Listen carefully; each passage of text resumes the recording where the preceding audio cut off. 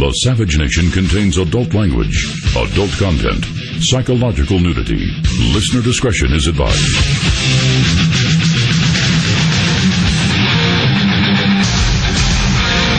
And now, America's most exciting radio talk show, The Savage Nation. Talk radio for the thinking person, home of borders, language, culture. And here he is, Michael Savage. Blue Monday, how I eat Blue Monday. Got to work like a slave all day. Well, there we are. There we are, 2016, before you know it. Well, all I can say is I'm glad the holidays are behind us. I hope you've enjoyed them. I prefer working to whatever, everyone to each his own. Some are not home yet. I'm amazed at how many people don't work in America. I don't mean the welfare class. We all bash them every day. I mean how many in the middle class don't work, and how many retirees don't work. Now, many retirees complain about the poor and about the immigrants who are sucking the system dry. And they'll get mad at me when I say, well, wait a minute now, hold on.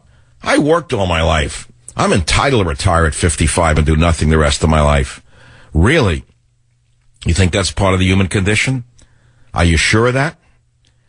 Look back in history and see how many people stopped working at age 55 and then just went on vacations. It's unheard of. So you see, we're all part of the problem. Now, the biggest part of the problem, as you well know, are the first family. The two grifters just came back from another expensive, fat vacation in Hawaii. It seems interesting to me that as he gets smaller, she gets larger. I don't know what that's about.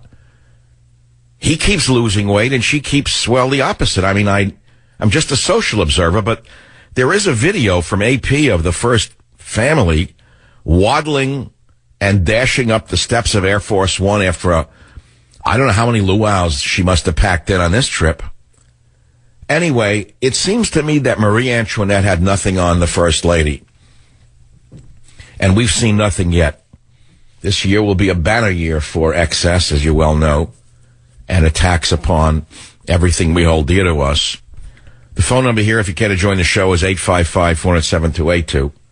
And at the risk of offending those of you who don't like me blowing my own horn, may I blow my own horn for a moment because no one else will? This came in 10 minutes ago. As you know, many people listen to this and other radio shows, unfortunately not on terrestrial stations, which I wish you would listen on, because that's the bread and butter of the show. The terrestrial radio stations, the big, big signals that we talk about every day. But many of you listen on iPhones and Android devices, computers. It's a growing trend. And that's called streaming radio. Many of you can't get it in some markets, so you go on to a website and get it. Well, you may not know this because no one will tell it to you, but it just came in. There's a company that checks on these things, like who listens to the shows on streaming, and one of them is Talk Stream Live. And they sampled 1.7 million homes. 1.7 million devices, in other words, were sampled in the fourth quarter of 2015, October, November, December. And I'm happy to tell you that this show is number one by a land mile. They say that Savage's streaming success captured the top spot for all four quarters in 2015. His massive margins over all of the talk competitors is unparalleled. I have a 27 share. The next is Limbo at 14.1, which, I don't know, says a lot. And I want to thank you for listening to the show. Don't call and tell me how great I am, but I think it's important for you to know that the show is doing very well indeed, and I hope to build on this year in 2016. And we'll see where that goes. I can't promise you that I'll be on the air in 2017 anywhere. I may decide I've had enough. It's that simple. I may decide that this is it. I may decide this is it. I may decide I've had enough. I may take you through the election and then disappear and never be seen again or heard from again. Or I may not. I have to see how the year goes. But this is a big year for talk radio. It's a big year for myself. And frankly, we don't know what the year is going to bring. Except we have a maniac in the White House who continues to upset the apple cart. He has a vendetta against all things dear to this nation, including the Constitution itself, as you well know. And I would be remiss to tell you that I don't notice these things. If you care to join the show, the phone number is 855-400-7282. I'm not ready to go into the full show that I have prepared for you today, and we have so many great headlines. I know that many of you are still warming up for the year. Some of you are not back. Some of you are not listening.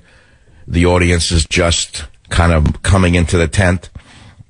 Every day when I get on the air, I imagine that there's a gigantic tent, sort of a revival meeting. Big tent. Not so much a stadium. Well, let's turn it from a tent into a stadium. Let's make it the tent. A tent the size of a stadium. And many of you get in early and take your seats and sit down and have a soda or a hot cup of coffee and wait for the show to begin. Some of you straggle in. Some of you are on the outside of the tent saying, what's going on in there? I welcome all of you. The show is daily, as you well know, on your local station. If you're listening in Dallas, there's been a program change. I've gone from one signal to another. I'm now on KLIF. If you're listening to me on KLIF in Dallas, you're going to get a special prize today. Any KLF caller gets priority because it's a new station for us. And we'll be giving you copies of Government Zero if you get on. But I want to begin with something that came to me from a listener. He said, Michael, I happened to listen to you New Year's Eve. You were one of the only talk show hosts who came in on New Year's Eve. Even the show broadcasts earlier than that, fabled New Year's Eve slot. You were kind enough to take time out of your vacation, thank God. And you said something on that show that I think you should remember. And that was a story about how struggle has to be overcome to succeed. And it's a short piece from Thursday, New Year's Eve, that I'd like Robert to play right now. I knew if I wanted to climb out of poverty, no one was going to help me out of poverty. I had to do it myself. Buses and subways, and you have no idea the road, what it is to succeed. You think it was given to me because I'm white? Are you kidding me? Think someone reached down, oh, hello, white boy. Here's a gift for you. No, there was no such thing. This is nonsense about white privilege, that there's an inside track and a wing. Yeah, if you were rich, there was an inside track, that's for sure. Your father got you into colleges you were not admitted to. They called it a legacy admission, right? You were a moron, but they let you in because your father gave money. Well, I didn't have a legacy admission. I had a slush admission. I had to walk in slush with rubber boots on to the bus. That was the admission I had. Then take a job after school. I'm not complaining. When you're young, you can do anything. You think you can conquer the world, and in a way you can. You can move mountains if you have faith in yourself. And you just keep going and going and going and going and going and going. Nothing stops you. Nothing. Not one, no matter what. And you're going to have 1,000 impediments. But the day you think the impediments are put there because it's unfair, because life should be easier, you're finished. You're never going to make it. Nothing will help you. You'll have a resentment factor that will cripple you the rest of your life. You have to expect impediments in everything you try to do. I'll never forget when I was 18 years old, I went to a sales seminar in Manhattan from a bunch of con men. I don't know what they were selling. Like a get-rich-quick scheme. You went to some number, I answered an ad. So I sat in the room, and some slick con men, old and young in the room, they were really sharp. And they were like, they taught you how to sell. I don't know what they were selling, but they gave me a sales book. To this day, I remember what they told. In the sales book, there was a line I'll never forget. It said, remember, the sale begins when the customer says no. That has worked for me my entire life. That's 100% true. I was a timid kid. I didn't know how to sell, but if someone said no, I went away. Let's say I was even selling a newspaper route or a magazine. Hey, would you like a magazine? No, go away, kid. Oh, okay. Kids are scared. They're insecure. That's what they call kids. You have to learn to put on a shell and make believe you're not scared. But I learned that from them, remember, the sale begins when the customer says no. I don't want to be that was true even with dating girls, I got to tell you the truth. Am I wrong? What do you think? Every girl, even if she likes you, she's going to say no, isn't she? That's the nature of the boy and girl thing. Hey, Judy, would you like to go out Saturday? Hi. No, don't call me again. Oh, okay. The kid hangs up. He's insecure. Moves to San Francisco. That's the last you hear of him. Never again. He's shattered because she said no to him. But the sale begins when Judy says no. You got to call Judy 10 times till Judy says yes. Just to get you off her back, she'll say yes. Let's say you're an ugly kid with pimples and she's the most beautiful cheerleader. If you keep calling her, just keep calling her. She'll say yes just to get rid of you. She figures she'll go out with you just to have you stop already. And then she may actually like you. She'll find out, he's not so bad, even though he's ugly with pimples. And he's a conservative. I might you never know. My New Year's resolution is to move forward on our unfinished business as much as I can. Like flooding America with cheap labor for Zuckerberg. That's what this American project is all about. That's especially true for one piece of unfinished business. Epidemic of gun violence. Last month, we remembered the 3rd anniversary of Newtown. This Friday, I'll be thinking about my friend Gabby Giffords, 5 years into her recovery. He's a demonic maniac. He has one goal: take the Constitution apart one day at a time. He floods the U.S. job market with foreign competition. He skirts Congress once again. He seeks to admit another 100,000 foreigners to work here when jobs are few and labor market participation is very low. It is not in the interest of U.S. workers, especially tech workers. He is doing it only to satisfy the pirates in Silicon Valley and elsewhere in those businesses. He plans to award via executive order work permits to 100,000 foreign college graduates, including deportable aliens, in order to compete with U.S. workers for jobs. So he doesn't represent the United States in any way. He never has and he never will. He's just a smooth salesman. He's one of the greatest con men in the history of the world. And how he's gotten away without being impeached is only a matter of owning the government media complex and the fact that there is no Republican Party. The Republican Party consists of special interests, as you well know, and it is now a puppet Democrat Party under the tutelage of Quisling O'Malley, whatever. Sorry, I don't even know his name. Ryan. Can't remember the beard. All I know is the beard. It's a myth that there's a Republican Party. Just as there's a myth of cops who are killing young black men. Another great myth of Barack Obama and his insane regime. I have the data. If you listen to these liars in the media and the liar in the White House, you'd think we're in the grip of an unprecedented crime wave. Wanton murder, in which cops go out and randomly gun down innocent, unarmed teen blacks just for sport. It's a fake narrative put out by the gangsters in the Black Lives Matter movement. It's a lie put out about Ferguson, Missouri. It's a lie about Michael Brown. It's all a lie. I have the data. I have the data for you to look at and listen to, but I don't expect you to listen to the data any more than you listen to the true data on global warming, which is another gigantic propaganda exercise. I found something out over this week, as I've known for a long time.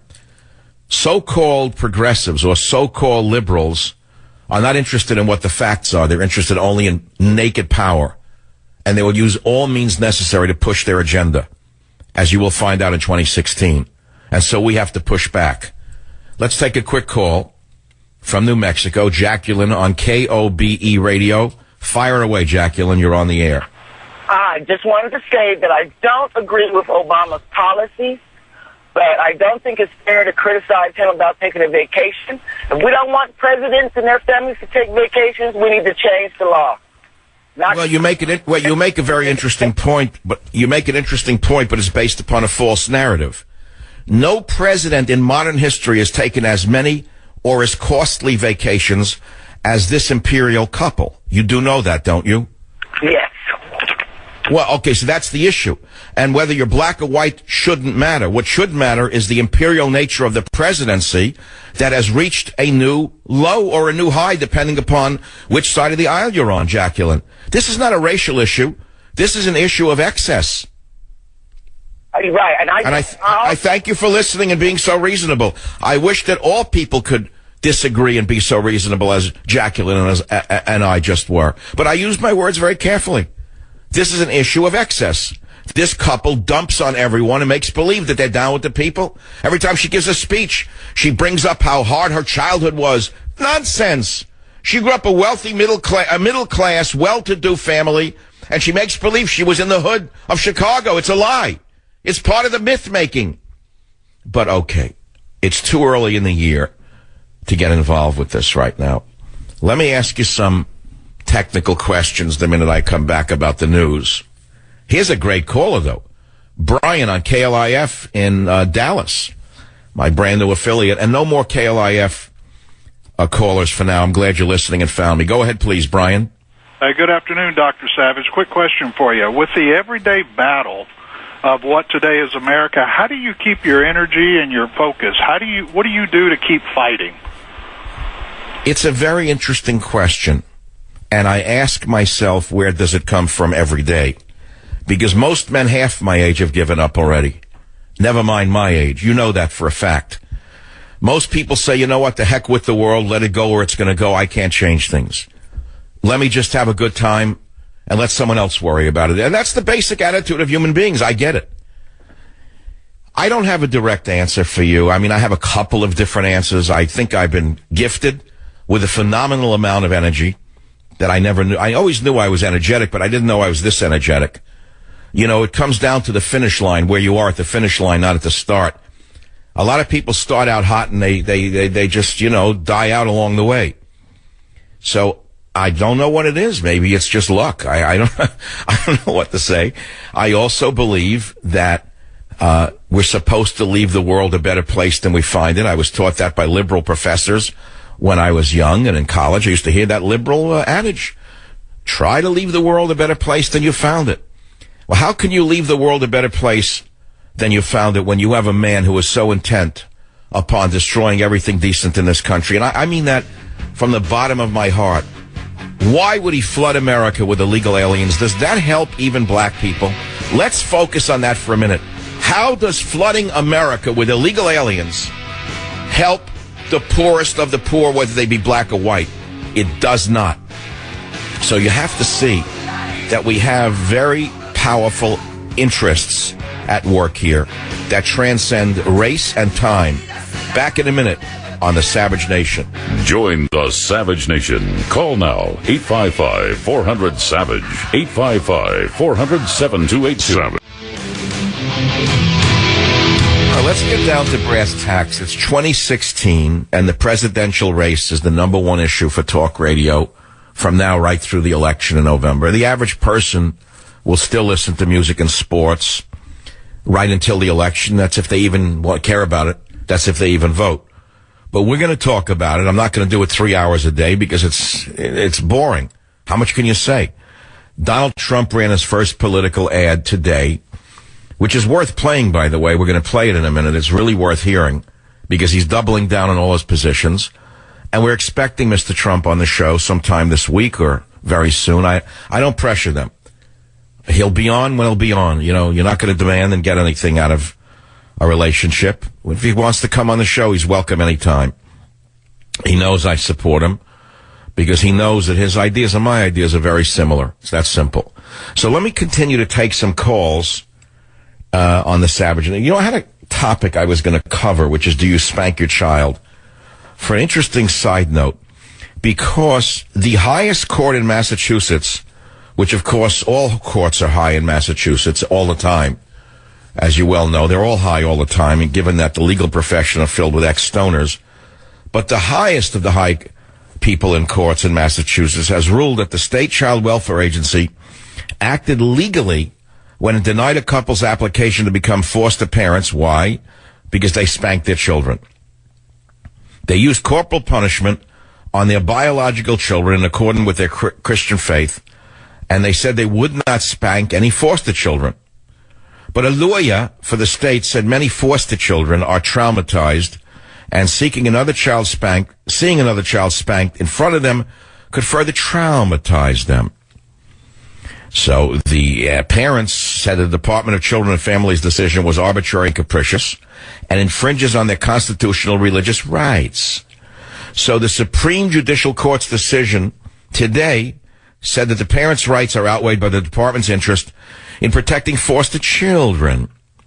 Well, I'd be interested to see if the High Court in Massachusetts protects the rights of young Muslim children who are sexually molested in the form of, how shall I put it in a pleasant way, one of the religious practices, which is clitorectomies. Or will the same High Court say that that's a parental right because it's their religious belief. We'll have to wait and see. Let's take a call. David on KLIF in Dallas, Texas. Welcome to the Savage Nation. What's on your mind? I was going to ask you real quick. We got Donald Trump stating he's going to cut the head off of ISIS. You know, we've got Cruz and Rubio talking tough about what they're going to do about ISIS, which I find refreshing to have from a candidate, first of all. But with Russia in there now, basically taking up the void that we left, what are we going to be able to do once they get in there? They got a whole another year before they're actually going to be in office, and we've got Russia trying to broker a peace between Saudi Arabia and Iran now. So the longer they're there and the more we're absent, I mean, what are they going to be able to do once we actually get in office? If we can get... I think you're asking a question for which the answer is kind of obvious. Why do you want to interfere with what Russia is doing since they're doing what Obama can't or won't do? In other words, let's start with the issues. If you said... Russia is brokering a peace between Saudi Arabia and Iran. Isn't that a good thing? Yeah. So why would we want to interfere with Russia's brokering a peace deal? We don't want war. So I don't quite understand what you're saying. I think what you're implying is now that America has lost its power as a broker in the Middle East and virtually everywhere else because of the imposter in the White House, will anyone ever be able to regain it? I think that's what you're asking, isn't it? Yes. I don't know that we need to regain the power in the Middle East and elsewhere. Let Russia pick up the mantle and run with it. Let them have the headache of dealing with the maniacs in the Middle East. You know, if they can. You know, they got pretty badly beaten up in Afghanistan. It's what destroyed the Soviet Union. I'm not so sure that Russia, as powerful as it is, even under the strongman Vladimir Putin, is going to be able to manage the Middle East. I believe it's unmanageable. The British learned it. The Russians learned it. The Americans have learned it or are going to learn it very soon. How are you going to manage Muslims who hate each other for the last 1,000 years?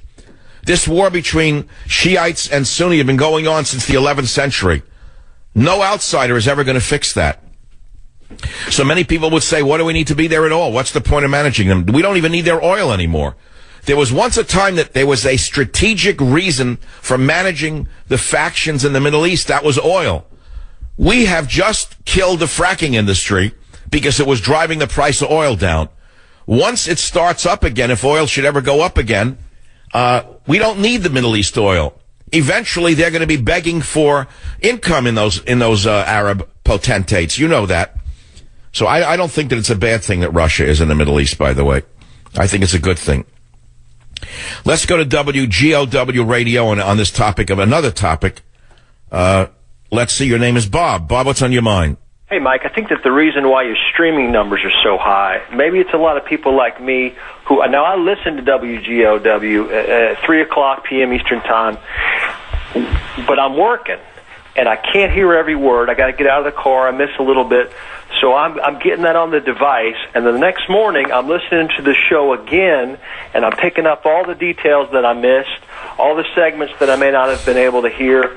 That's probably something that attracts people to you specifically. I miss a little bit here and there, whatever. But, Mike, I'm not going to miss anything that comes on this show because there's some gems in there. And it's important that I get the entire show, and I'll get that from 3 until it's over.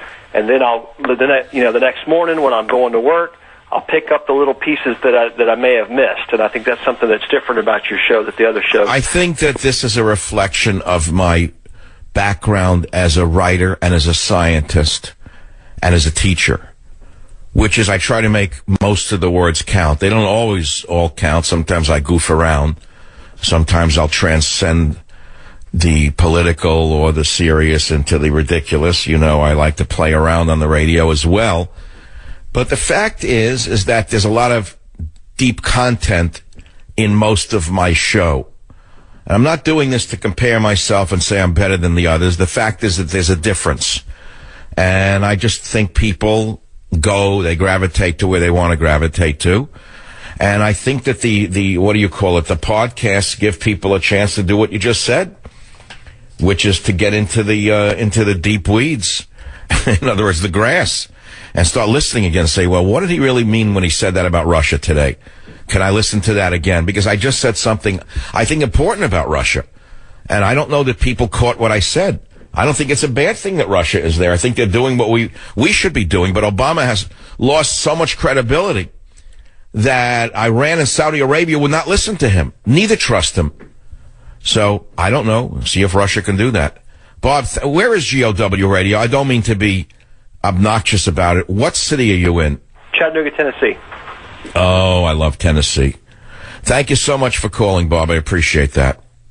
Well, you know, Government Zero had a good run, and it came out in October. It made it to number 3 on the New York Times list. It's still selling, by the way, because even in the election year, people want to look back and say, wait a minute, this is not old news. Page 71, Islam's 1400-year war against the world.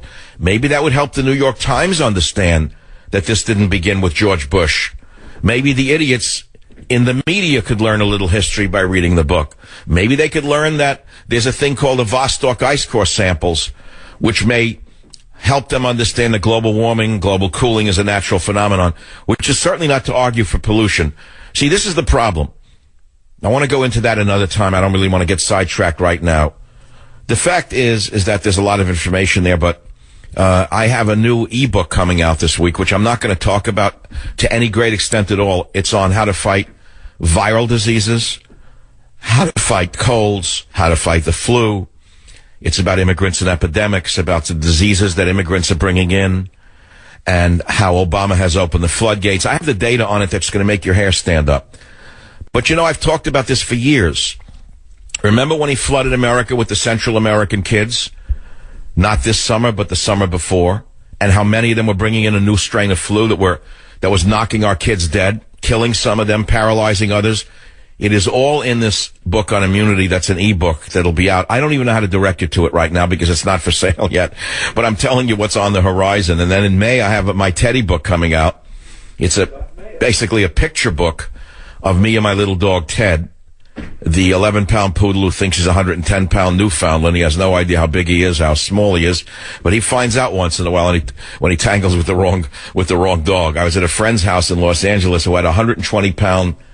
His name was Henry. I don't know what he was. Just a big, black, furry dog that was so big. When you know the type of dog that lumbers in the house? I'm used to a little guy you can pick up like a pocketbook when he disturbs you. And say, come on, calm down. This one you can't pick up. But it's always the same thing, like, he'll be okay, don't worry, he's fine, he won't hurt you. Meanwhile, he's pretty intimidating.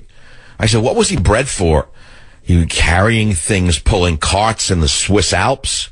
You know, those guys with the kegs, those big dogs. Sweet dog, he did calm down eventually, to be honest with you, and he eats less than my dog. I don't understand that. I don't know how this big dog eats less than my dog does. They said 1 cup of kibble a day? No wonder he's running around like a lunatic. You know, give him to me, he'd be 20 pounds heavier and probably a lot calmer. He'd be able to relax after the show like I do. But I want to play for you a little political stuff and see what you think of it. You probably heard it on other shows. Everyone has heard about it so far. But we're going to talk about it here on the show. Let's play Donald Trump's first paid political ad right now. I'm Donald Trump, and I approve this message. The politicians can pretend it's something else, but Donald Trump calls it radical Islamic terrorism. That's why he's calling for a temporary shutdown of Muslims entering the United States until we can figure out what's going on. He'll quickly cut the head off ISIS and take their oil. And he'll stop illegal immigration by building a wall on our southern border that Mexico will pay for. We will make America great again. There you go. There you go again. All of the intellectuals hate Donald Trump. Oh, they're so smart.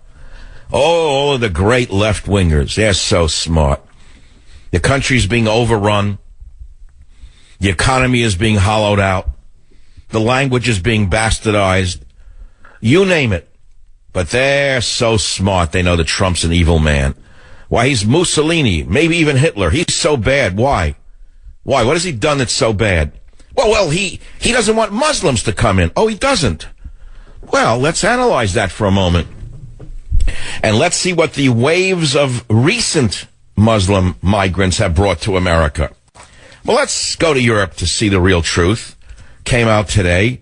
1,000 plus migrants brawl, rape, sexually assault, and steal at only one German train station on New Year's Eve. It was in Breitbart today by Oliver Lane. Did you hear what happened in Cologne, the hotbed of Islam? It turned into a war zone. 1,000 of them celebrated by throwing fireworks into crowds and sexually assaulting German women caught up in a train station. I'll read the ordeal to you on the Savage Nation so you can see what they said to her and what they did to her and other girls who they considered fair game because they're not Muslims, they're considered whores. I'm sorry to be so blunt, all of you intellectuals out there, but groping is groping and cursing is cursing. And the group was made up exclusively of young Muslims who attacked these German girls. So many men groping at her that she couldn't even identify any of the perpetrators to the police. One woman had her tights and underwear torn off by the crowd of young migrants. And the police in Cologne said that there had been rapes at the station that night. So far, police have identified 80 victims of the Muslim gangs, 35 of which were subjected to sexual attacks. Others were men or women simply assaulted or robbed. There's your migrants. You want more of them in America? Then why don't you join the intellectuals at the New York Times who think that Trump is evil? Maybe you can bring some of these people to a neighborhood near you and then say, I don't know how it happened. Merkel should be arrested for war crimes. Angela Merkel in Germany is a war criminal for what she is doing to Germany. How she gets away with it is astounding, but it's no different than what goes on in America.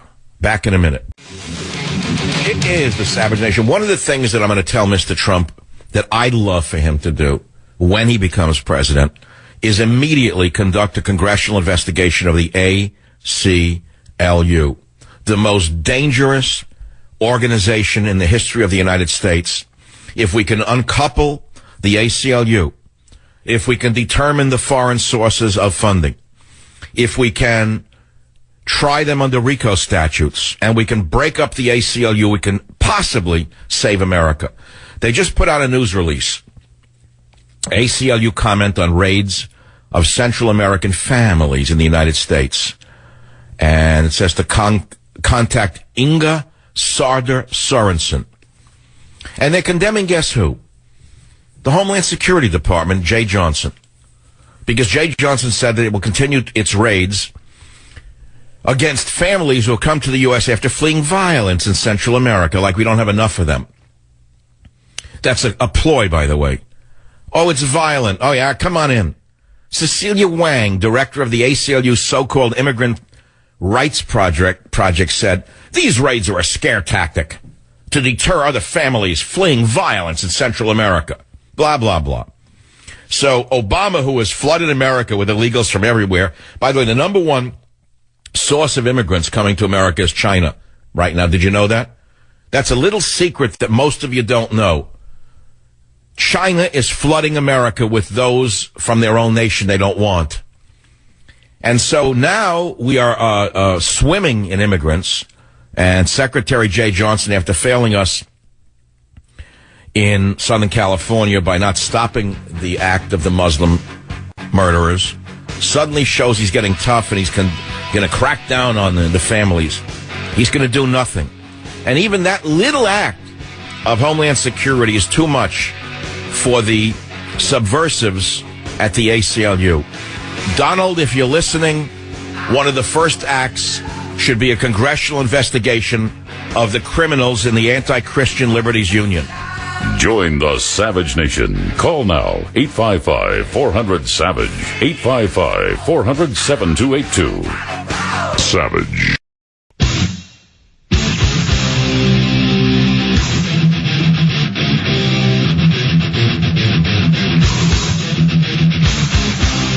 Warning. The Savage Nation contains adult language, adult content, psychological nudity. Listener discretion is advised.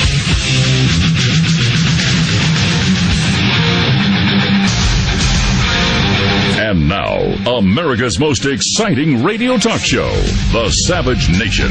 Talk radio for the thinking person, home of borders, language, culture. And here he is, Michael Savage. Blue Monday, how I hate Blue Monday. Got to work like a slave all day. Here come Tuesday, oh Tuesday. Well, we knew he was going to do it. We know that the demonic left-wing fanatic in the White House would not stop until it's over. And no one knows whether he'll even leave office. The man is getting away with so many executive actions without any opposition. And there's a high likelihood he will try any trick he can to stay in office. But today, he just gave another speech, fresh back from his surfing vacation in Hawaii, where he lost more weight. And he said he's going to press ahead with executive action on gun control after meeting with the stooges in law enforcement, such as Al Sharpton's pick, Loretta Lynch. And he demanded and claimed he has the legal authority to act when he does not. And he says, I have the legal authority to defy Congress, which he does not. And we'll have to see if there is a Congress or a Supreme Court. We don't know where they are. Where'd the Supreme Court go? Where's that branch of government? We know Congress was neutralized by the executive, the imperial presidency. But anyway, we'll have to see. And I'll tell you where I stand on this. No gun control at all. Zero. And I'll tell you why. You say, well, it's only a small, act. He's going to make sure that they don't give the guns to the crazies. We're all for that. But it's the old, camel's toe in the tent thing here. If you let these left-wing fanatics put their toe in the tent, they'll tear that tent down. And I want to remind the great president about something, even though I know he doesn't listen to the show. He listens only to national Democrat radio, NDR, or CNN, Crescent News Network, the one-stop channel for Sharia law. The fact of the matter is that even Kagan, that Supreme Court justice of ours, in America, everything's like a mad comic. She's a Supreme Court justice. Unbelievable to me. In my day, the most, a Bialy woman. Kagan, she'd be wearing a dirty apron on Rivington Street selling Bialystockers with in her father's Bialy store. But she's Supreme Court justice. He put her in. Even she, when she was going through her congressional hearing, Robert, could you find it, Kagan on gun control? She said when they were grilling her, where do you stand on the Second Amendment? Kagan said it's established law. And I'm going to find the clip. Even Kagan, a left-wing fanatic, handpicked by Obama, said that the Second Amendment is established law. So how does he have legal authority? I don't know. He has no legal authority. He's just doing as though he's Mussolini. That's all. That's simple. Let's take some calls. Marion on the internet. Welcome to the Savage Nation. What's on your mind, Marion? Thank you. I'm a Trump supporter, and I just heard the clip, and I was reminded of a personal experience I had this weekend with a relative who is conservative, and I found out he absolutely despises Trump. And if Trump should get the nomination, that he would even vote for Hillary. He's always been a conservative, and I think maybe he's got a touch of intellectual elitism. What do you think? What is it about Trump that your so-called conservative relative doesn't like? Well, hello? Don't say they aren't specific. I guess. I heard from a guy I know, a psychiatrist who's somewhat Republican conservative. He said, do you know he doesn't even finish sentences? Do you know that he speaks in an almost illiterate way? Have you heard that argument? Yeah. Well, look at how super literate Obama is.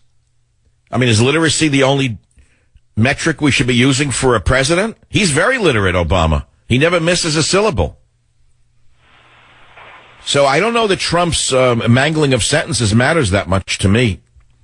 I know that I agree with him on most of his points, like ban all Muslim immigrants until we can figure out who's coming in, build a wall with Mexico, make Mexico pay for it. What's wrong with that idea? It was in my book, Stop the Coming Civil War, anyway. I'm sure that was read by one of his staffers. It's right in my book, Stop the Coming Civil War. One of my 17 talking points. So I agree with Trump on virtually everything. I don't know what he said yet that I disagree with. Well, he's That's all. educated. So your main point is that, what, the thinking right also doesn't like Trump? Who, you mean the National Review? Right. The National Review crowd that doesn't like Michael Savage? That crew of false elitists? He's not good enough for them? I know the attitude. Yeah, he's not a member of their club. He's not a member of their little club, their little Bund. Trump's not a member of the National Review Bund. I'll be right back. No, I'm not. It's too early for a break. Sorry. So, I brought up the spanking. No one took the bait on that. And speaking of Trump, I guess we'll stick to Trump for a minute. There was a guy from Esquire magazine, of all places. Who reads Esquire? I don't know. I thought it was a girly magazine from the 50s. I never looked at it since. I found it in my friend's father's drawer once in 1957.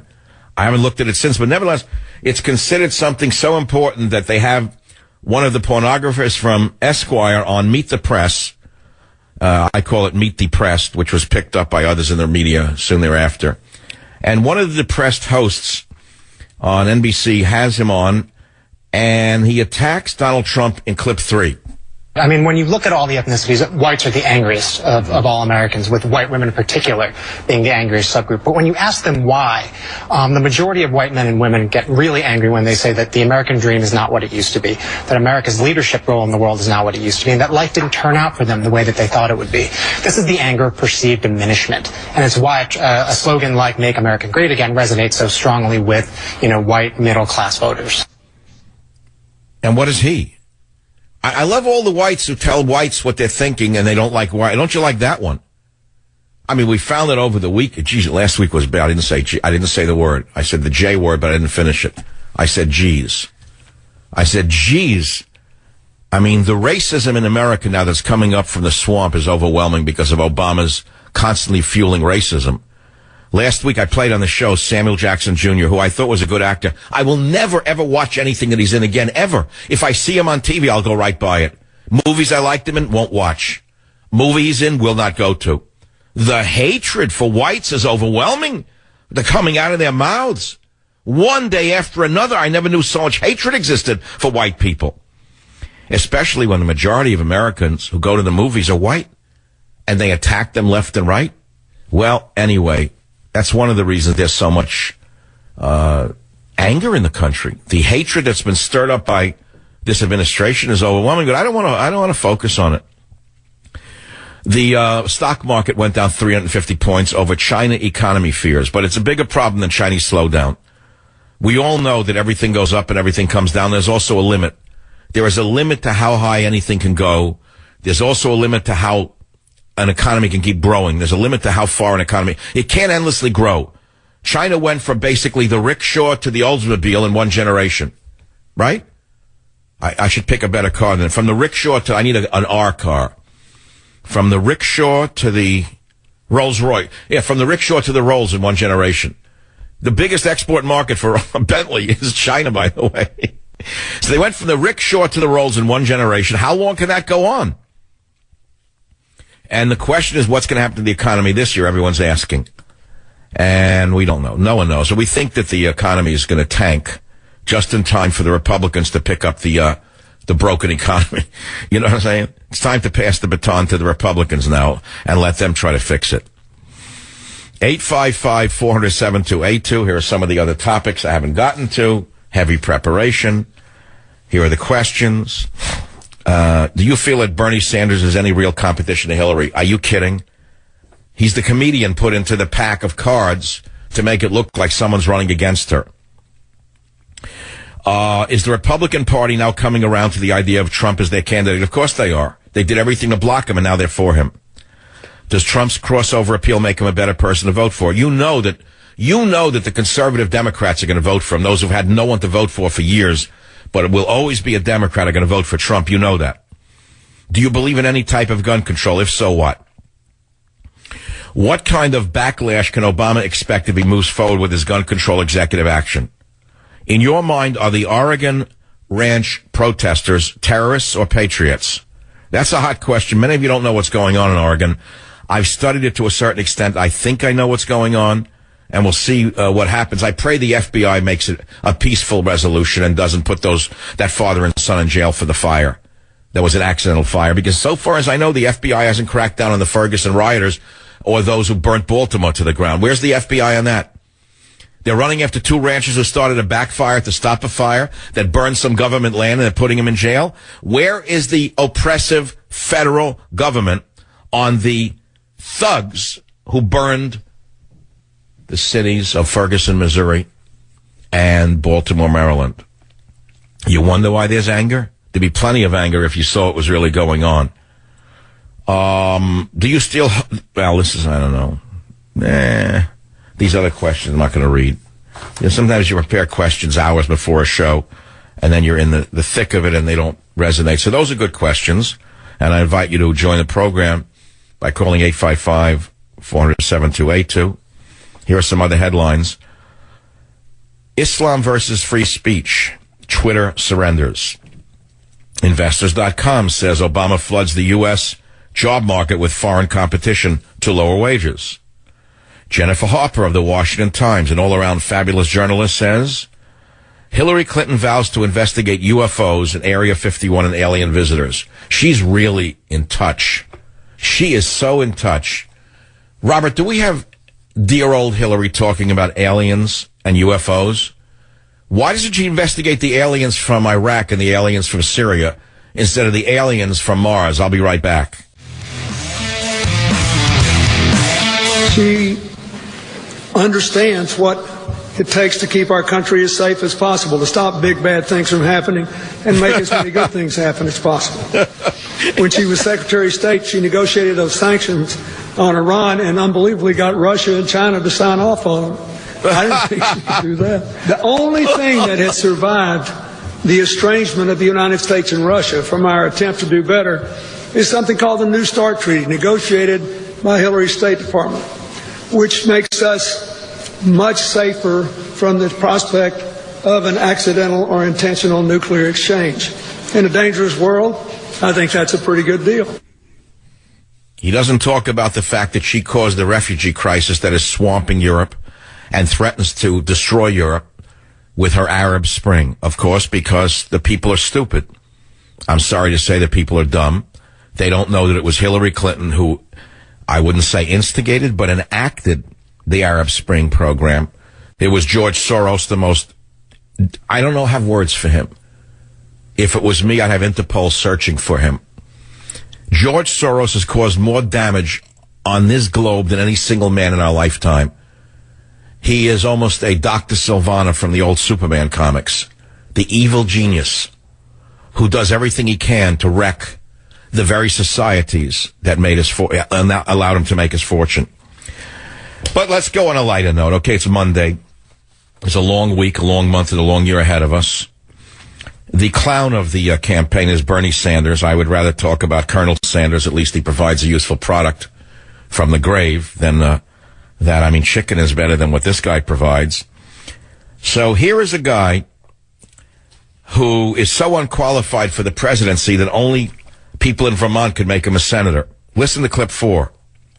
You know, we have enormous problems facing this country, and I think we got more things to worry about than Bill Clinton's sexual life. I think, interestingly enough, maybe Donald Trump might want to focus attention on climate change and understand that climate change is not a hoax as he believes that it is. No, he's a hoax. That is, Bernie Sanders is a hoax. So what would he know what a hoax is? If you're a hoax yourself, how can you know what a hoax is? Why are liberals obsessed with climate change? What is this obsession? What is this obsession? Most of them are polluters. I don't know. I have a theory on it. I know that a guy like him is a red diaper doper baby, admittedly. Red diaper baby from birth, commie parents, pot added to the red diaper part creates insanity. But that's an old story. I mean, there's plenty of red diaper doper babies that are not this crazy. I don't know. It could be the seltzer, and I'm very serious about it. No one has looked into this. Many of you don't know what seltzer is, but it was a very important beverage amongst Bernie Sanders' community in his youth. there were seltzer men and seltzer bottles on every table in his youth. And the seltzer men delivered cases of seltzer, which was carbonated water in these bottles that everyone was afraid was going to explode. They were like pressure cookers. Every household that ever had one, it was only a ticking time bomb sitting on a dinner table waiting to blow up and kill everyone at the table. They were like little hand grenades, but you pressed a lever and the water came out, right? And I'm not joking when I say to you they should look into what effect drinking so much carbonated water had on the minds of men like Bernie Sanders. And they're obsessed with carbon dioxide. This is why I've come to this, not conclusion, but this suggestion that their obsession with climate change and carbon dioxide, which is by the wrong gas to focus on with regard to global warming anyway, even if the atmosphere is heating up, the carbon dioxide appears not, it's there as a result of the heating up, it doesn't cause it. Let me put it to you that way.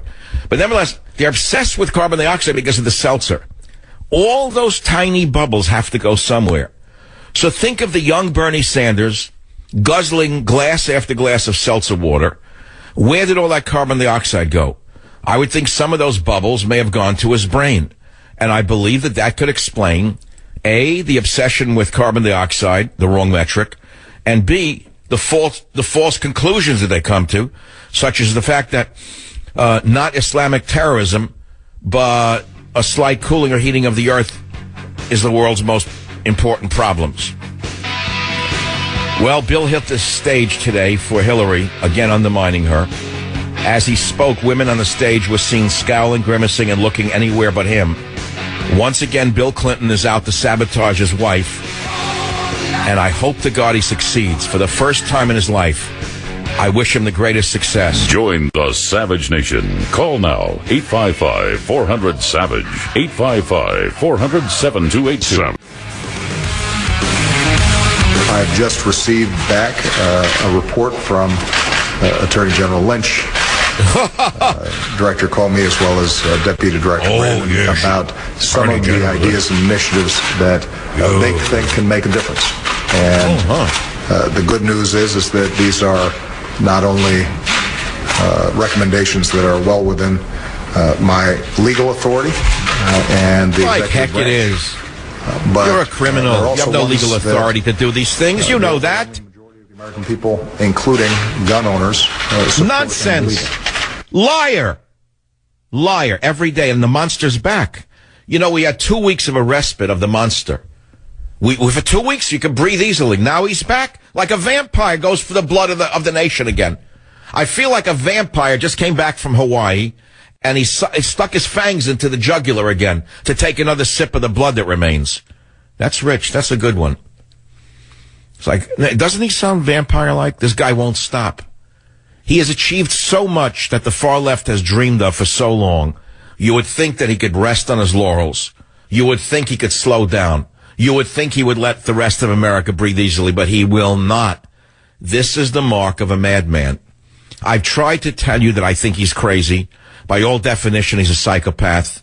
Anyone with this obsession for power and control, to this extent now, and this animus towards the largest percentage of the population, is by definition a psychopath, or at least a sociopath. And I don't know the difference, by the way, between either. What's the difference between a sociopath like Barry Obama and a psychopath? Can you tell me? Is there a doctor in the house? So we have a big fight on our hands this year.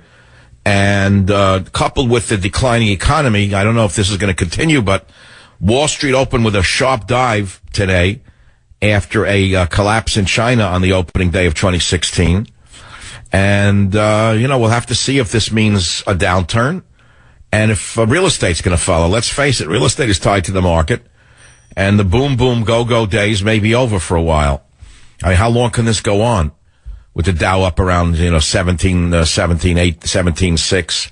How high can it go? Dow plummeted more than 400 points on Monday, slipping past the 17,000 level for the first time since October. It just days after Wall Street experienced the worst year-end since 2008. That's all. 855. Don't call on the economy. What can we say about it? I don't know. I don't know what's coming tomorrow. Do you? So if you care to comment on any of the great topics I've raised thus far on this first show of the year 2017, 16. The phone number is 855-400-7282. So we have him back again, the vampire, and he's going after guns now, and he has to be stopped. It's that simple. He must be stopped at all costs. Now, in defense of the NRA, which I don't like, I don't happen to like Wayne LaPierre for personal reasons. I'll be very honest with you. I think that these are power-mad people, all of them. But I support the NRA 100% in their attempts to stop the maniac. Did you find the clip from Kagan that I asked for about 30 minutes ago, Robert? You do? Okay, I want to remind you. I'll tell you why I don't like Wayne LaPierre. I never met him. I made a very large donation to the organization about 5 or 8 years ago, and they sent me the most arrogant form letter you could ever imagine. And when I raised my anger at them, I said, how dare you respond like this to this size donation? They said, well, if you'd like, we can possibly get Wayne LaPierre on your radio show. I never gave them another 10 cents. Like all organizations, they're only as good as the people that run them. The message is good, the work is good, but believe me, the people on the top of any of these organizations are no different than the president or the Republican Party. They're all one and the same. Make no mistake about that. Now we have for you something very important about guns and gun ownership. Many of you are very concerned about this because you understand what an oppressive government can do to a population that is unarmed. You know that a manipulative government like this, the only reason they haven't come in with tanks yet to kill the people in Oregon is because they're armed to the teeth. If those militiamen in Oregon had no weapons, and they have pretty heavy weapons with them, they're ex-veterans, a lot of them, and if this government saw them as sitting ducks, believe me, they'd roll over them with the armored personnel carriers, but they're not going to do it, only because they're armed. This is an armed standoff going on in Oregon. And I'll tell you more about that, what this is. It's a disgrace that this federal government would do this to these guys. They put a father and son in jail for a fire they accidentally started on a federal land, when it was a backfire that they had started to stop a bigger fire, and some of the backfire spread into the federal land. I know the whole story. Trust me. I'm not just talking out of my ears. This very same oppressive fascisti government that did nothing to the thugs who burnt Ferguson, who looted in Ferguson, the thugs who burned Baltimore, is going after these two white men. This is a racist administration to the core. From the top to the bottom, it selectively targets people that they hate. And they generally hate white, heterosexual, Christian males who believe in the Second Amendment. If I could be more specific, I would be. But I can't be. And so, here we go. This is very important for you to hear. No one else in radio has had this. They'll all have it tomorrow. I remember the hearings when Elena Kagan, she's on the Supreme Court. I don't have to ridicule her any more than I already did. Probably a very nice person, but never, ever, ever was she at the level of a Supreme Court justice. She had written nothing to distinguish herself in the world of jurisprudence. She's known for nothing, any more than the most brilliant Latina in history wrote anything of any importance whatsoever. But Obama picked them simply to be the stooges that he likes, along the lines of the Attorney General. The Attorney General who threatened the First Amendment, if you remember last month. Remember that one? She was going to go after anyone who said anything against Islam. She was going to criminalize it. Do you remember that? This is the kangaroo court now running America. This is a dictatorship as true as I'm sitting here. But Elena Kagan, who is a liberal, maybe a true liberal, as opposed to a fanatic stooge, I don't know. So when she was grilled by the Republicans and she was being heard to see whether she could sit on the Supreme Court, which was a given anyway, given the fake Republican Party that it was then and now, she was asked what she had to say about the Second Amendment. Let's hear it, Robert. Is there any doubt after the court's decision in Heller and McDonald that the Second Amendment to the Constitution secures a fundamental right for an individual to own a firearm, use it for self-defense in their home? There is no doubt, Senator Leahy, that is binding precedent, entitled to all the respect of binding precedent in any case. So that is settled law. It is settled law. Well, I hope she sticks to her guns, so to speak, in the coming days and months, because it is settled law. And of course, Leahy, who is a real crazy left-winger, asked this question of her to allay the suspicions of those on the conservative side who suspected that she'd go right after guns the minute she became a Supreme Court justice. But we'll have to see what happens this year as the maniac in the White House continues his power grabs and violates the Constitution on an even more deeper level. So what I just played for you is, I think, the most important soundbite of 2016. Incidentally, I know you didn't hear it anywhere else because no one has a memory like I do for sound and radio. Nobody. I'm sorry. Period. I'm boasting. Too bad. I just told you something. That soundbite will be heard over and over and over again this week on radio because I found it. And, of course, all the other hosts are going to have their production staff working like galley slaves around the clock to find it. They'll probably pull it right from my show because I don't own it. God bless them. I don't own it. I'm like Lao Tzu. I do not own it. Take it and run with it. Like Abby Hoffman said, steal the soundbite. It's that simple. The world must hear it over and over again. But remember where you heard it first on the Savage Nation. It is the most important soundbite of the year. I'm going to play it again and again on this show. We're going to play it, I think, every day. Elena Kagan's going to be heard every day on the Savage Nation. Now, I got some great callers. I got to take a few of them if you don't mind. We got callers on all these topics from around the country. Let us go to John on WVNN Radio. John, go ahead, please. Hey, Dr. Savage. I can elucidate on how Mr. Obama is not a psychopath, but that he is a sociopath. A sociopath is an insane person who cleverly mimics human behavior, but feels no human compassion, guilt, or remorse, or conscience. And his manifestation of that insanity is his pathological dishonesty. The man doesn't know the difference between the truth and a lie. He only knows what he wants it to be true, and he woos and charms people to get what he wants, because what he wants is the truth for him, and it should be the truth for you. And he doesn't understand why you don't get it. Now, I think you're talking about the President of the United States as a sociopath, correct, John?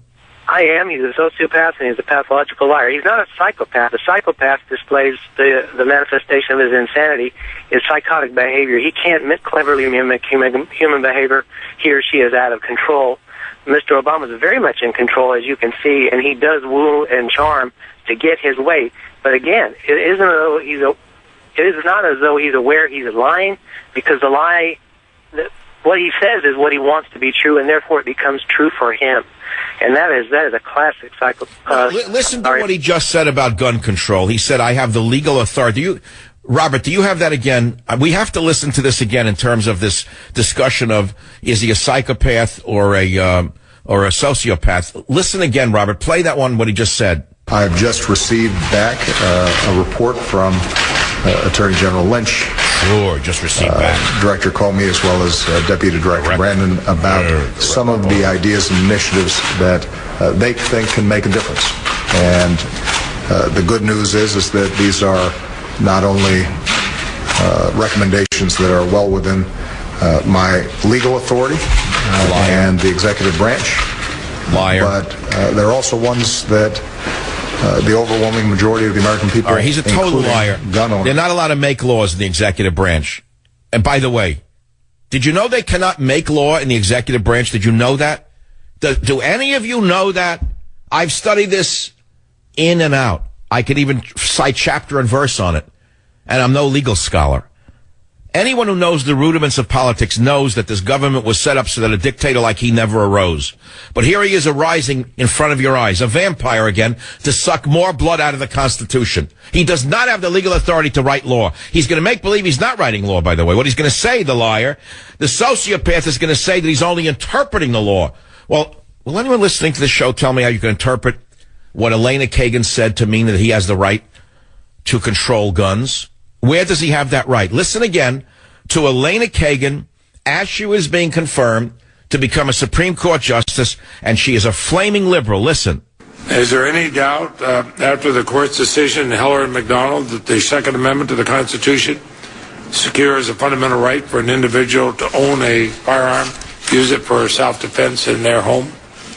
There is no doubt, Senator Leahy, that is binding precedent, entitled to all the respect of binding precedent in any case. So that is settled law. Settled law. All right, I can ridicule her accent because she sounds like the relatives I ran away from in New York, but that's besides the point. It is settled law. And since it is settled law, and even Kami Leahy, another one from Vermont, said that an individual has the right to own a weapon, a firearm. Didn't he say firearm, I think, for self-defense? There's no legal avenue for Obama to use that is legal. There's only an avenue of pure sociopathic behavior. That's what we're talking about, John, isn't it? The sociopath is inventing the fact that he thinks he has the right. Isn't that it? It is exactly that. And trust me, I had the misfortune to live with growing up a pathological liar. They truly do believe that what they say is true, but it's founded not in fact. It's founded in their desire for this to be true. I want this to be true, therefore it becomes true for me. And then that's a telltale marker of a pathological liar. When they look at you angry and disturbed because you don't get it. I just told you this is so. Why don't you get it? That is Obama in a nutshell. Yeah, no, you're 100% right. He as a kid was never, I would think, never disciplined, never chastised. Everything was, all the skids were greased for him by his grandparents who raised him. You know that, correct? Yes, and I've listened to an interview with a high school chum of his, and she said Barry, as he was known, was his brand was being a mooch. He mooched drugs and cigarettes and food, and he laughed about it, and that he was such a liar. He was a compulsive and nonstop compulsive liar. She was astounded when she found out he was a senator. She said, "My God, how did that guy get to that position?" But then there's a cult of personality around him, and he's a magic guy inside a magic bubble, I guess. But history's going to. Well, John, we're all wringing our hands, but we got to stop wringing our hands. We got to start wringing something else, like the phones. Back in a minute on the Savage Nation. It is a fact that Obama is an agent provocateur as well as a president. He lives to provoke. He gets his as we used to say, his jollies by provoking the white middle class as often as possible. He has a vendetta against the Constitution. He's gotten his way on everything. I don't think he's failed at anything that he set out to do, that the far left wanted him to do. And yet it's not enough for him. And that's what checks and balances are supposed to stop, is the emergence of a dictator. A president cannot write law. A president can only interpret law. If I remember correctly, and I'll have to check it during the break, it was Truman who was overridden by the Supreme Court in the following case. It was a steel strike. And Truman intervened and tried to write law, in essence, and end the strike. The Supreme Court said that he can't write law. He can only interpret the law, and they overrode the president. I'm convinced that no matter what Obama does on guns will be overridden by the Supreme Court. That is, unless Justice Roberts' missing photographs suddenly appear again. The same missing photographs that were allegedly used to give us socialized / Cuban-style medicine against the wishes of virtually everyone in America except the deadbeats. A number of great callers are holding. If you're leaving us now after 2 hours, sayonara for today. See you tomorrow. If you're just joining us, there's another huge hour across America, right here on the Savage Nation, with all the news stories that will be popping up, which is false police brutality, false global warming, false kindness from Obama, etc. Right here on the Savage Nation. Join the Savage Nation. Call now, 855-400-SAVAGE, 855-400-7282.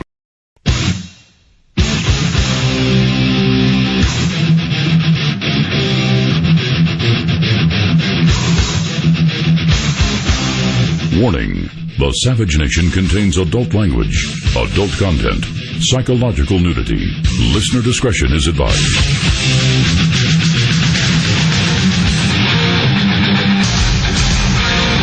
And now, America's most exciting radio talk show, The Savage Nation. Talk radio for the thinking person, home of borders, language, culture. And here he is, Michael Savage. Blue Monday, I'm out here Blue Monday. Got to work like a slave all day. I didn't hear Blue Monday being played because I didn't hear the music. Once again, we have another failure on the Savage Nation. So These things happen every day on the show. Every time we switch gears, we wind up with no music, no sound. Thus far, I think you still have a host who's talking. Can I be heard, gentlemen, in the studio there? I have no idea. The phone number is 855-400-7282. This means we have open lines. 855-400-SAVAGE is the phone number. This is our number 3. ISIS, which is the Arab version of Hitler. People have called him Islamofascist for years, but the ISIS Hitlerites have trotted out the latest child terrorist in an execution video. They show a little bastard in a camouflage suit, a child. And it's been released by the Islamic State, showing the murder of 5 detainees, while a preschool-age budding piece of human trash threatens more attacks with his little stinking finger pointing to the heavens, where Allah awaits him, the brainwashed murderer. The terror tot appears at the end of the video, wearing a camouflage military outfit with an ISIS headband. The Junta jihadi says, "We will kill Kufar over there," as he points into the vast expanse of the desert. The poor prisoners speaking Arabic are introduced as the enemy. And I don't want to read any more. This leads me to the only solution to this problem, which is a nuclear weapon. They have strongholds. There are tactical nuclear weapons. They should all be killed along with their families. I don't want to hear about collateral damage. When it comes to ISIS, there is no collateral damage. They're all terrorists, down to the last fingernail of the last ISIS child. Now, I know this sounds harsh, and I'm not saying it for effect, but there is only one solution to this kind of insanity. This is a cancer, and like any cancer, it has to be wiped out before it spreads. Obama has let this cancer spread. I believe he's responsible for its creation, but I don't want to go into that right now. ISIS is a Frankenstein of the Obama administration and of several other Western governments that created this from the remnants of the Iraqi army under Saddam. I've traced this for you. I'm going to get very agitated. I don't mean to. They created it from the Republican Guard, which is why they're so skilled in their warfare, because these are very skilled generals running ISIS. Never forget who they are. These are skilled generals from Saddam's army. They formed a new army with weapons and special forces training, and they then went rogue, and they started to attract the scum of the earth, promising them heaven itself. And so now when you see children like the Hitler Youth being initiated into this death cult, what is wrong with this idea of mine? You have to stop the cancer. You need to use the strongest chemotherapeutic agents that we have to kill the cancer before it spreads. We have the weapons, but we don't have the leadership. And the fact of the matter is we absolutely need to stop them before it gets worse. On that note, we'll take our first call of this hour. Ron on WABC, line number 7. Go ahead, please.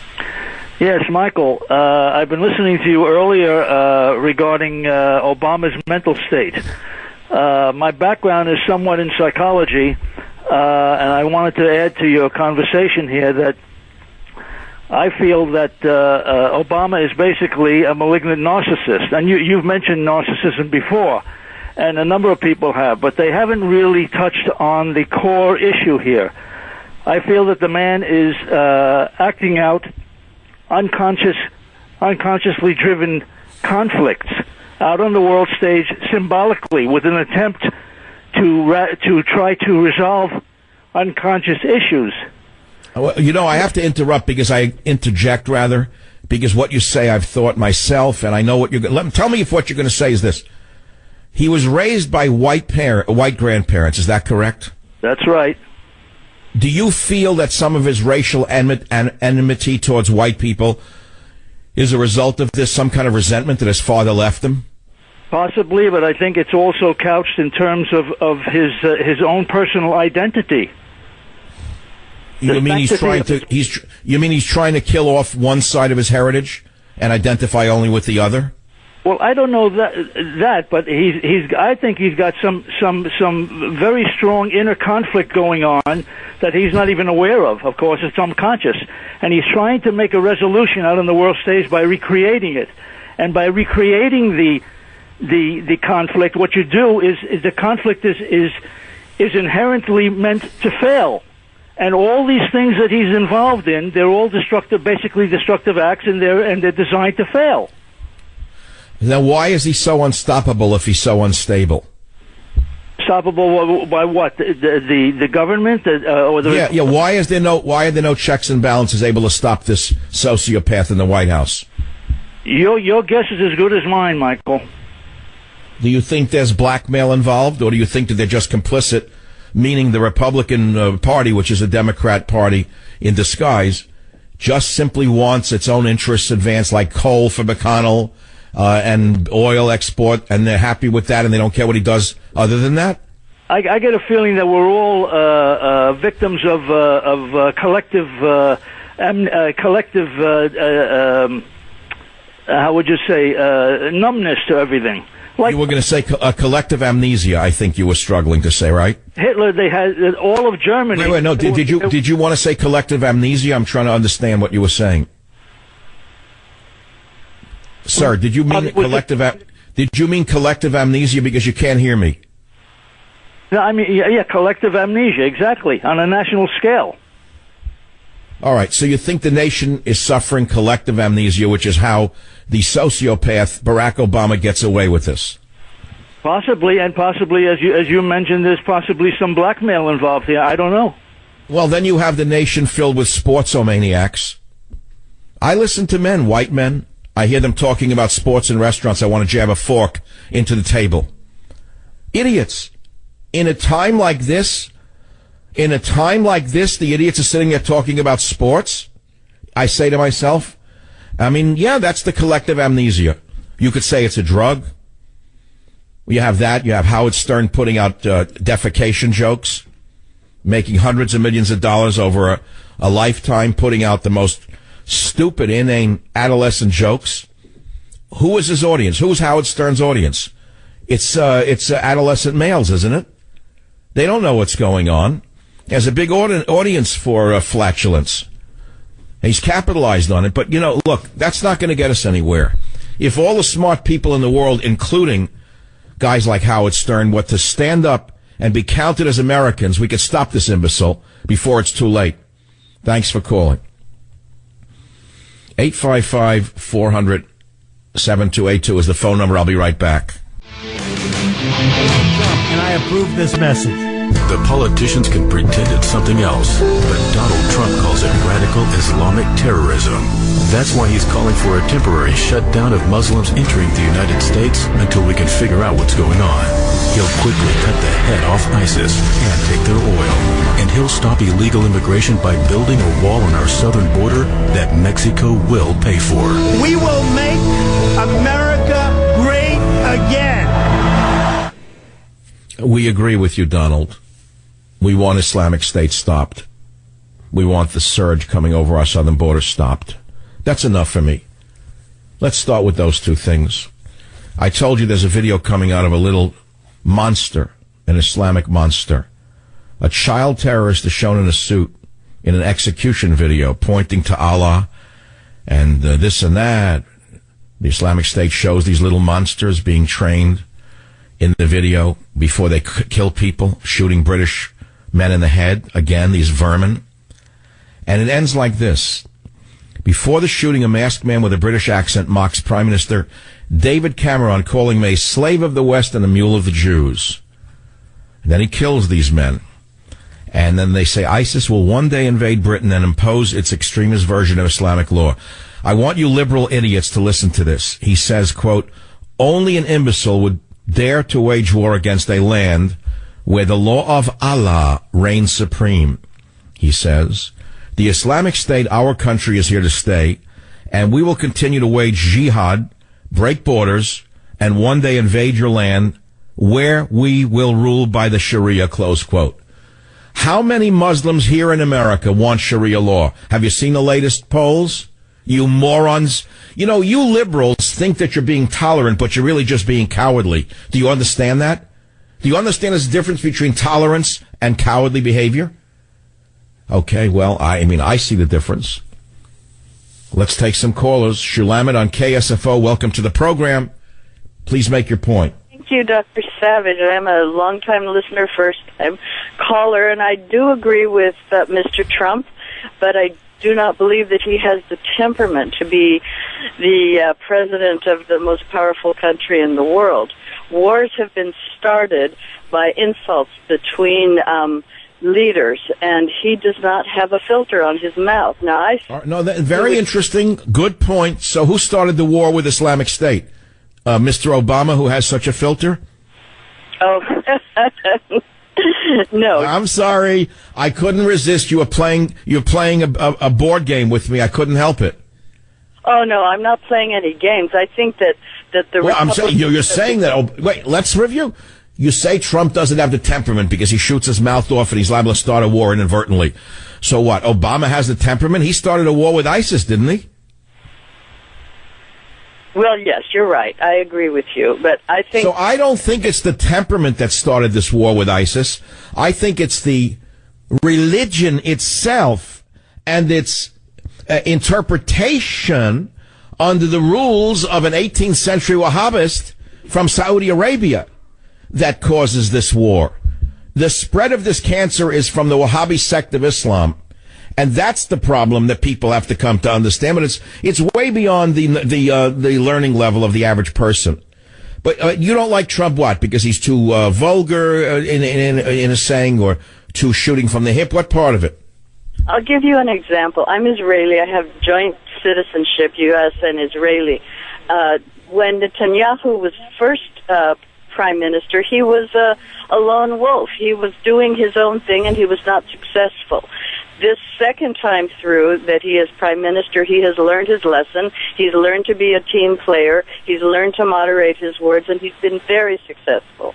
And I think Trump needs to learn to think before he speaks.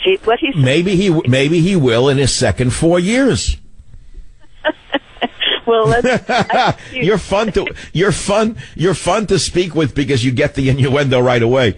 So yeah, I know what you're saying. Give him the first 4 years, he'll be a little rough around the edges, and the second 4, he'll be a little more polite about it. At that point, I'll be vice president, and I'll be advising him to cool it a little bit, take more vacations in Palm Beach. I think he'd be a fabulous Secretary of Commerce. I think we've got the entire cabinet right now with the different possible candidates that we've got. But what about, come on, you're a very intelligent caller. What do you think about him stopping the flood of illegal aliens from Mexico, building a wall and stopping all Muslim immigration until we can sort out who's here and what they intend to do while they're here? What do you think about that? I'm absolutely for it. I'm a certified Spanish interpreter. I work with a lot of Hispanics from many, many countries, and yes, it has to be stopped. I am the daughter and the granddaughter of immigrants. I understand the immigrant experience, and yes, we have to build a wall. I'm the son of an immigrant, and I have to keep saying I'm a son of an immigrant, so people understand that I have 1 foot in the old world and 1 foot in the new world, which is very unique, by the way, in the media. I don't know that there are any other Americans at the top of the American media landscape like myself who come from an immigrant background. And I'm very sensitive to this idea. But most people in the media are knee-jerk liberals who say that it's not our way and you have to accept immigrants. It's nonsense. You look at the Statue of Liberty, it says, give us our poor, give us your poor, your hungry, and your whatever. What I said to people was that was written by Emma Lazarus when there was no welfare waiting for the poor and the hungry. Right. And those yearning to be free. In other words, they came here to work in factories. They didn't come here to live on welfare. That's right. And many of them couldn't work because they refused to work on Shabbat, and it ruined their lives, but they found a way. And that's how it should be. Well, okay. Well, that means adapting to the mores of the land, rather than trying to make the land adapt to your religious viewpoint, which is the case with Sharia interpretation of Muslim law. They don't want to do as the Romans do. They want the Romans to do as they do. Thank you so much for calling the program. Let's jump to Richard in Eugene, Oregon. Richard on KUGN. Go ahead, please. 1 minute or less. Yes, sir. I just wanted to say I listen to you not because I agree with you, but I learn from you. And I think a lot of people talk about sports not because they're stupid, they just don't care. So thinking about politics and everything else is a lot harder. I understand. Yes, they don't care. That's a good point. But to go back to your first point, you say you're a liberal, you don't agree with me, you listen and you learn. If you learn and don't change your ways, then what's the good of learning? I never said I didn't change my ways. I just don't agree. Okay. I'm going to help you change your ways. I'm sending you a copy of Government Zero, 400 pages with facts. I'm sure that you'll read some of it and disagree with all of it. When I come back, your calls right here on the Savage Nation. Join the Savage Nation. Call now, 855-400-SAVAGE, 855-400-7282. My New Year's resolution is to move forward on our unfinished business as much as I can. Like flooding America with cheap labor for Zuckerberg. That's what this American project is all about. Uh-huh. That's especially true for one piece of unfinished business. Our epidemic of gun violence. Last month, we remembered the 3rd anniversary of Newtown. This Friday, I'll be thinking about my friend Gabby Giffords, All right, let's 5 turn years it off. into her recovery. He's a demonic maniac. He has one goal: take the Constitution apart one day at a time. He floods the U.S. job market with foreign competition. He skirts Congress once again. He seeks to admit another 100,000 foreigners to work here when jobs are few and labor market participation is very low. It is not in the interest of U.S. workers, especially tech workers. He is doing it only to satisfy the pirates in Silicon Valley and elsewhere in those businesses.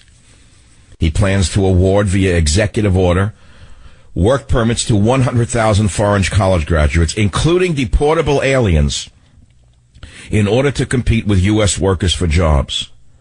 So he doesn't represent the United States in any way. He never has and he never will. He's just a smooth salesman. He's one of the greatest con men in the history of the world. And how he's gotten away without being impeached is only a matter of owning the government media complex and the fact that there is no Republican Party. The Republican Party consists of special interests, as you well know, and it is now a puppet Democrat Party under the tutelage of Quisling O'Malley, whatever. Sorry, I don't even know his name. Ryan. Can't remember the beard. All I know is the beard. It's a myth that there's a Republican Party. Just as there's a myth of cops who are killing young black men. Another great myth of Barack Obama and his insane regime. I have the data. If you listen to these liars in the media and the liar in the White House, you'd think we're in the grip of an unprecedented crime wave. Wanton murder, in which cops go out and randomly gun down innocent, unarmed teen blacks just for sport. It's a fake narrative put out by the gangsters and the Black Lives Matter movement. It's a lie put out about Ferguson, Missouri. It's a lie about Michael Brown. It's all a lie. I have the data. I have the data for you to look at and listen to, but I don't expect you to listen to the data any more than you listen to the true data on global warming, which is another gigantic propaganda exercise. I found something out over this week, as I've known for a long time. So-called progressives or so-called liberals are not interested in what the facts are. They're interested only in naked power, and they will use all means necessary to push their agenda, as you will find out in 2016. And so we have to push back. May I blow my own horn for a moment because no one else will? As you know, many people listen to this and other radio shows, unfortunately not on terrestrial stations, which I wish you would listen on, because that's the bread and butter of the show. The terrestrial radio stations, the big signals that we talk about every day. But many of you listen on iPhones and Android devices, computers. It's a growing trend. And that's called streaming radio. Many of you can't get it in some markets, so you go on to a website and get it. Well, you may not know this because no one will tell it to you, but it came in. There's a company that checks on these things, like who listens to the shows on streaming, and one of them is Talk Stream Live. And they sampled 1.7 million homes. 1.7 million devices, in other words, were sampled in the fourth quarter of 2015, October, November, December. And I'm happy to tell you that this show is number one by a land mile. They say that Savage's streaming success captured the top spot for all 4 quarters in 2015. His massive margins over all of the talk competitors is unparalleled. I have a 27 share. The next is Limbo at 14.1, which, I don't know, says a lot. And I want to thank you for listening to the show. Don't call and tell me how great I am, but I think it's important for you to know that the show is doing very well indeed, and I hope to build on this year in 2016.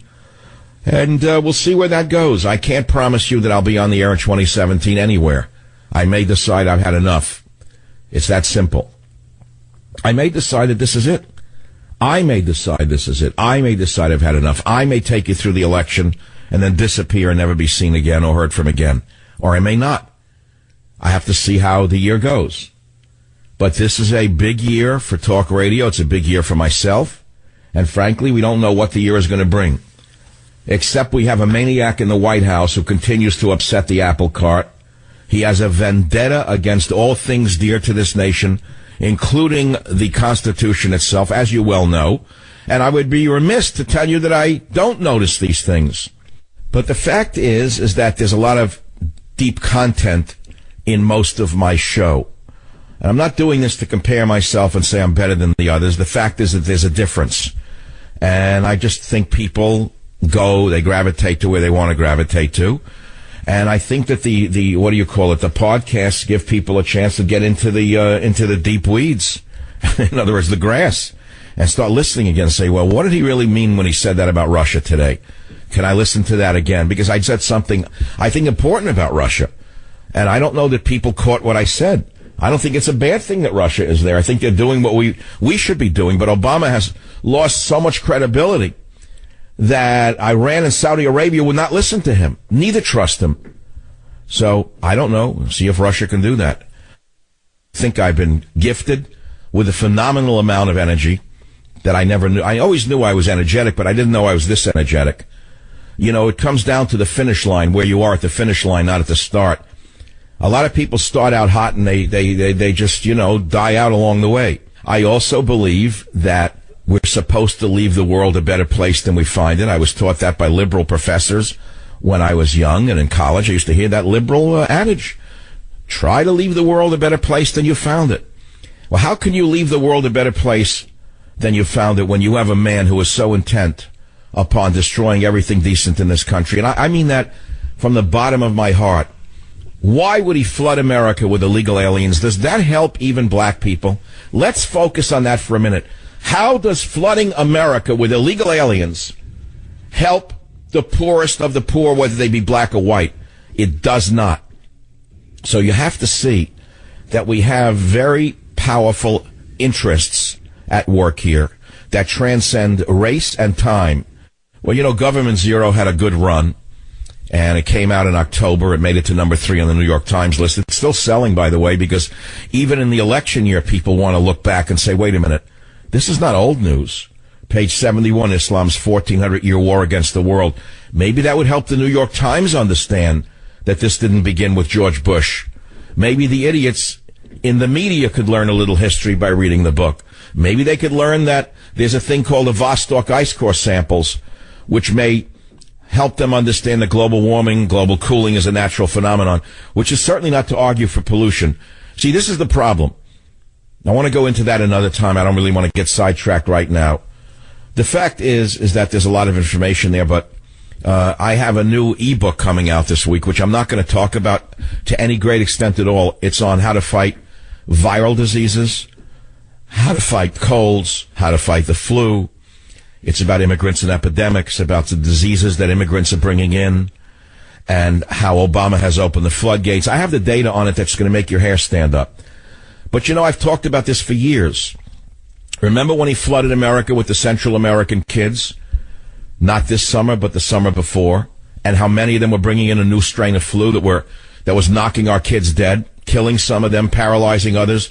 It is all in this book on immunity. That's an ebook that'll be out. I don't even know how to direct you to it right now because it's not for sale yet. But I'm telling you what's on the horizon. And then in May, I have my Teddy book coming out. It's basically a picture book of me and my little dog, Ted.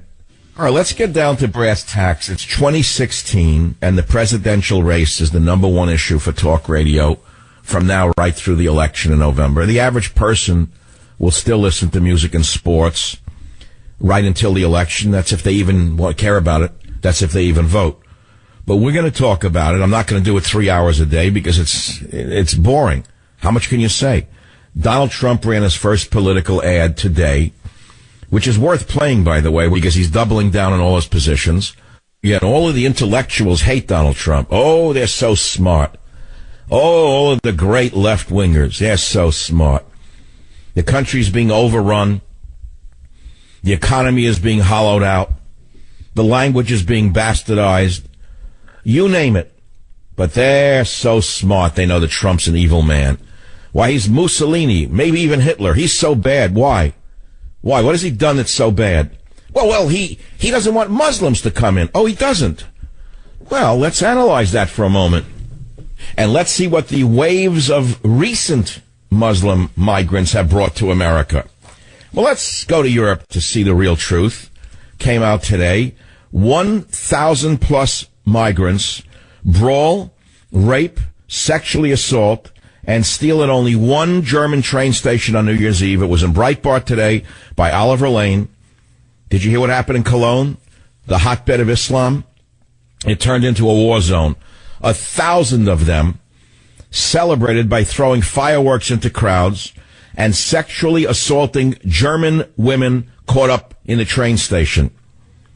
I'll read the ordeal to you on the Savage Nation, so you can see what they said to her and what they did to her and other girls who they considered fair game because they're not Muslims, they're considered whores. I'm sorry to be so blunt, all of you intellectuals out there, but groping is groping and cursing is cursing. And the group was made up exclusively of young Muslims who attacked these German girls. So many men groping at her that she couldn't even identify any of the perpetrators to the police. One woman had her tights and underwear torn off by the crowd of young migrants. And the police in Cologne said that there had been rapes at the station that night. So far, police have identified 80 victims of the Muslim gangs, 35 of which were subjected to sexual attacks. Others were men or women simply assaulted or robbed. There's your migrants. You want more of them in America? Then why don't you join the intellectuals at the New York Times who think that Trump is evil? Maybe you can bring some of these people to a neighborhood near you and then say, I don't know how it happened. Merkel should be arrested for war crimes. Angela Merkel in Germany is a war criminal for what she is doing to Germany. How she gets away with it is astounding, but it's no different than what goes on in America. Back in a minute. Although we have to be very clear that this is not going to solve every violent crime in this country. It's not going to prevent every mass shooting. It's not going to keep every gun out of the hands of a criminal. It will potentially save lives in this country. I'm also confident that the recommendations that are being made by my team here are ones that are entirely consistent with the Second Amendment and people's lawful. All right, he's a maniac. He's an out-of-control dictator. Everyone knows this. Anyone who studied the history of America and of dictatorships realizes that we're dealing with an unconstitutional, completely insane man. And the fact of the matter is, a revolution was fought by the antecedents in this nation against the tyranny of one unelected monarch. And now we are surrendering our Constitution to this maniac, this sociopath, Barry Obama.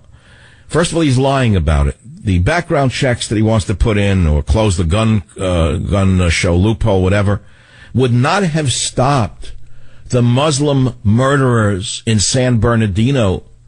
Where did he get his guns from? Where did the Muslim murderer get his guns from in San Bernardino?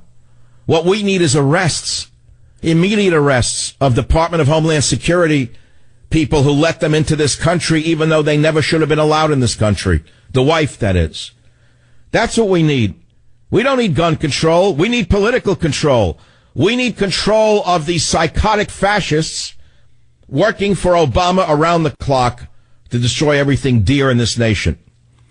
And believe me, he's going to hit a firestorm. This gun control executive order is going to create, he is throwing gasoline on a fire that's already burning. And he's doing it on purpose.